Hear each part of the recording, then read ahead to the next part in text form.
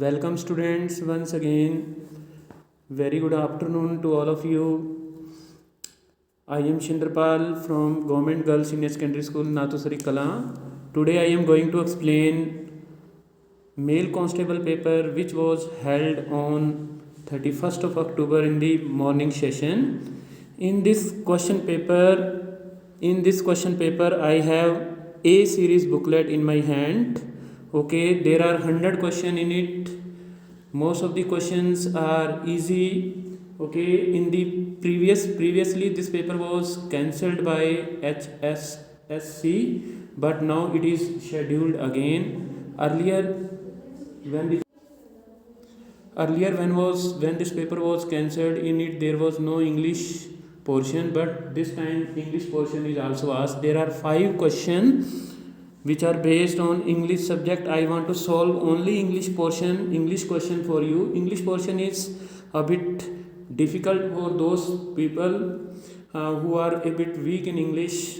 Okay, so students and my aspirants, I want to suggest you that I have already made my English channel, okay, Easy English NCERT Learning with Shindrapal, in which I have explained most of the papers that are recently conducted.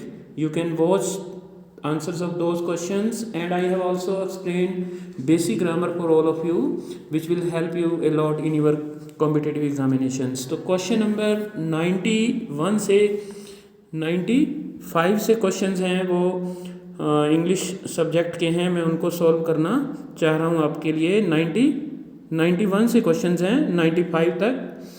First question है वो बड़ा easy question है.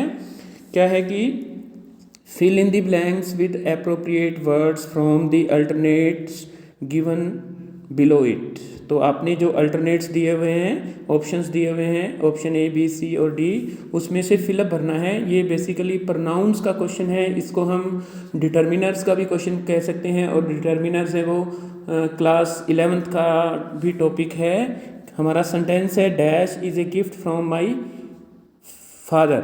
Okay, is a gift from my father. तो इसके अंदर this option है वो बिल्कुल करेक्ट आएगा. दिस और दैट भी यहाँ करेक्ट होता, लेकिन यहाँ दिस दिया हुआ है तो दिस है वो बिल्कुल करेक्ट है. दीज और दोज है वो प्लूरल के लिए आता, और विच है वो तभी आता जब इसके अंदर इंटेरोगेशन होता. तो फर्स्ट के अंदर हमारा जो आंसर है वो बी आ रहा है, this is a gift from my father. अब 92 की तरफ चलते हैं. Right the words denoting sound made by the sound subject from the alternate given below it. वैसे ये क्वेश्चन थोड़ा डिफ़िकल्ट है. डिफ़िकल्ट क्वेश्चन को हम बाद में ले लेंगे. डिफ़िकल्ट मेरे लिए बिल्कुल नहीं है, लेकिन मैं इसको बाद में लेना चाहता हूँ. ठीक है, अब 93 की तरफ आते हैं. ये ईडियम का क्वेश्चन है 93. Give the meaning of the underlined idiomatic expression from the alternates given below it. तो जो ईडियम है ये, उसका कौन सा वर्ड है वो आंसर दे रहा है. Understanding the correct form of sentence क्या है. His failure in his life can be attributed only to the black ox. अब ब्लैक ऑक्स को अंडरलाइन किया हुआ है, इसका ही आपको मीनिंग बताना है. तो इसका मीनिंग दिया हुआ है ए के अंदर, to be at the highest point of glory and fame. B option is becoming less powerful and acceptable.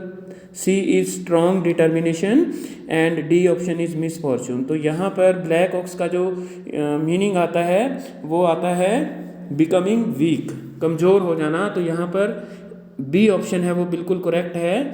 ठीक है, बी ऑप्शन है वो बिल्कुल करेक्ट है. तो ब्लैक ऑक्स का जो मीनिंग है वो होता है बिकमिंग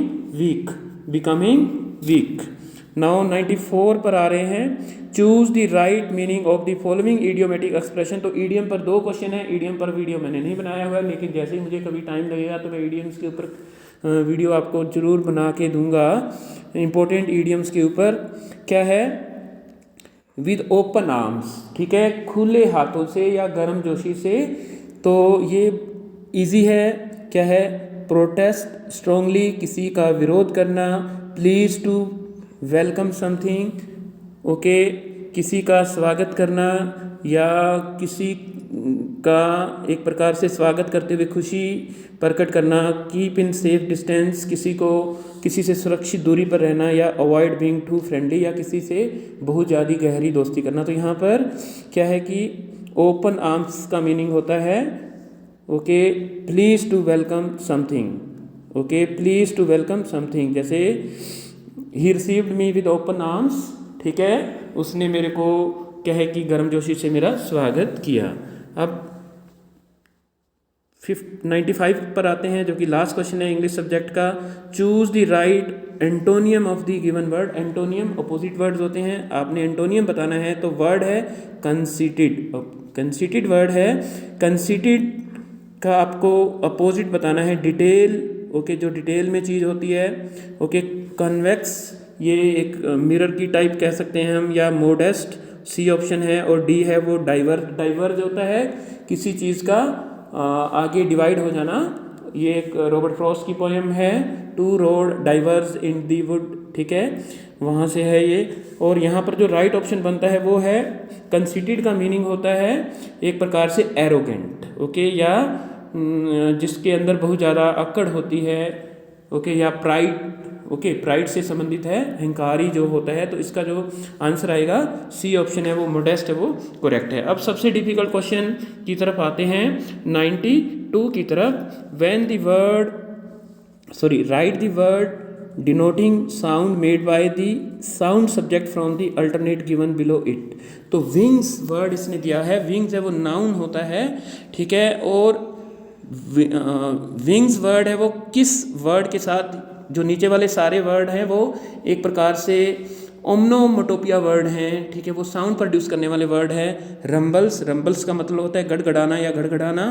फ्लटर्स का मतलब होता है फहराना, okay, to move quickly in the air. उसके बाद में क्लैटर वर्ड है, एक continuous ruffling sound of hard object, जिसको कहते हैं खड़खड़ाना। और क्रीक होता है चरमराहट, जिसको ये नाउन हो सकता है। क्रीक भी वैसे वह भी होता है, या ये लकड़ी के मुड़ने की आवाज़ को हम क्रीक साउंड कह सकते हैं। तो यहाँ पर जो हमारा राइट ऑप्शन बन रहा है विंग्स है वो फ्लटर करेंगे, जो बी ऑप्शन है वो करेक्ट है। तो स्टूडेंट ये आपका इंग्लिश पार्ट है जो मैंने एक्सप्लेन किया है।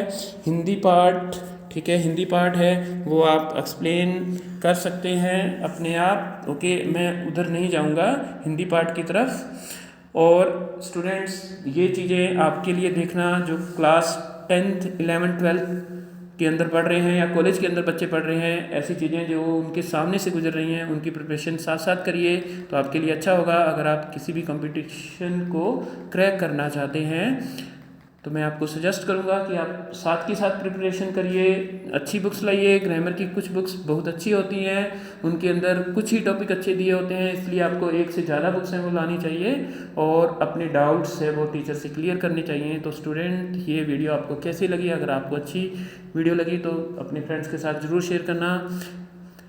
जैसे ही इवनिंग सेशन का पेपर है वो मेरे पास आएगा, और बाद वाले पेपर्स हैं वो मेरे पास आएंगे, मैं उनको एक्सप्लेन करने की कोशिश करूँगा। तब तक सभी के लिए खुदा हाफिज़, थैंक यू सो मच।